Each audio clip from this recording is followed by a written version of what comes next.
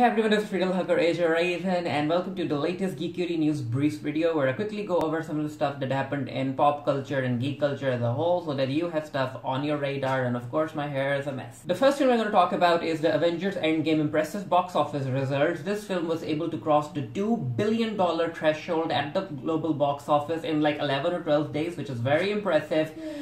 It means that people are loving Avengers Endgame all around the world. It was an event movie, and this film is on its way to dethrone Titanic from its second position on the all-time highest grossing film list.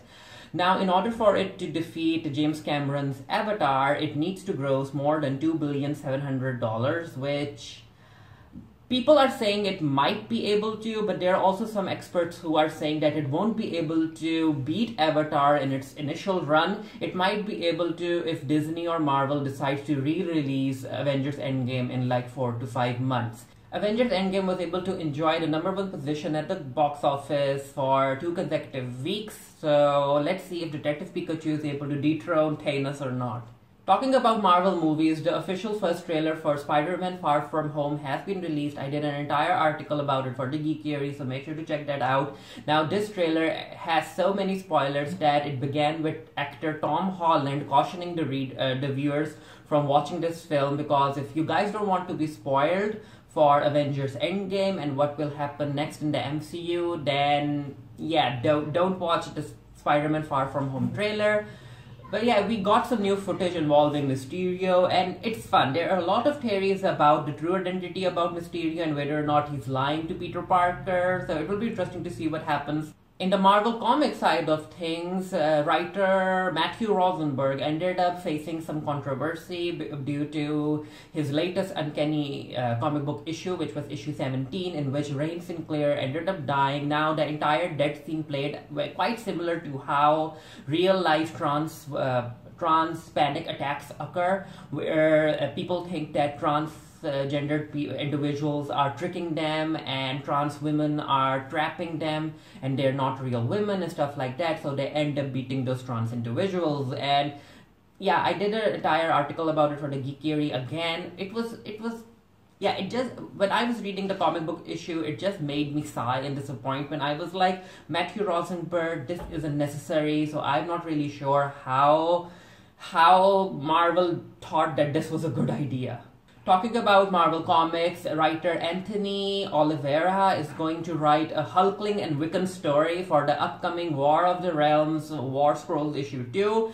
Now, I'm a huge fan of Wiccan and Hulkling as a couple and as characters as well, so I'm really excited to see what Anthony Oliveira has in store for us. The title of the story is My Drag Brunch with Loki, and it's going to be a tie-in to the current War of the Realms event that's occurring in the Marvel Comics. I did an entire article about it. Make sure to read it, because yeah, I'm really intrigued. I'm really interested in knowing why Wiccan hasn't showed up in the Marvel comic book side of things for quite some while now. The official trailer for Sonic was also released, and we finally got to know about Sonic's entire character design, and it did not go well with fans. I still remember that fans ended up voicing their disappointment when they showed that teaser poster. Maybe the people making the film thought that if they revealed the entire Sonic character design, people would be on board with it, but no, there were memes, there were jokes, people were just not having Sonic. The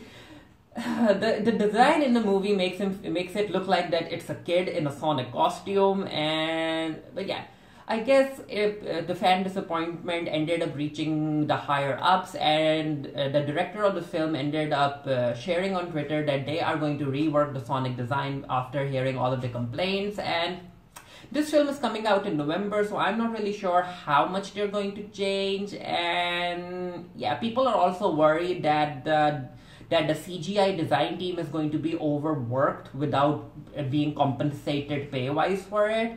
So yeah, I really hope that people who are working on this film understand the need to take things slow and not overwork their CGI team. Like, postpone the movie. Like, we'll be okay with it. Game of Thrones Season 8 episode number 4 debuted on HBO. Yeah, people are not happy with how things are occurring in this most like this current and final season. People are not happy. There are already leaks about how this show is going to end. You can find them online if you guys are interested. Also, yeah, we did a review of this. I also did a reaction video of the episode, but there was a scene in the beginning of the episode where, yeah, a Starbucks coffee cup ended up in the shot, and people are actually laughing about how the entire team of editors and producers didn't catch that cup in the scene. I guess maybe they don't really care about the final season anymore. It's a mess. The final season is a mess, so yeah, there are a whole lot of memes about the coffee cup, and if you want to check that out. That's that for a quick Geekiary News Briefs. If you guys have any news that you want me to share or talk about, please let me know down in the comment section below, and I'll try to cover it in the upcoming video. And yeah, let me know what you guys thought about all of the stuff that I talked about down in the comment section below. And until next time, stay happy, stay safe, stay blessed. I'll see you guys later. Bye.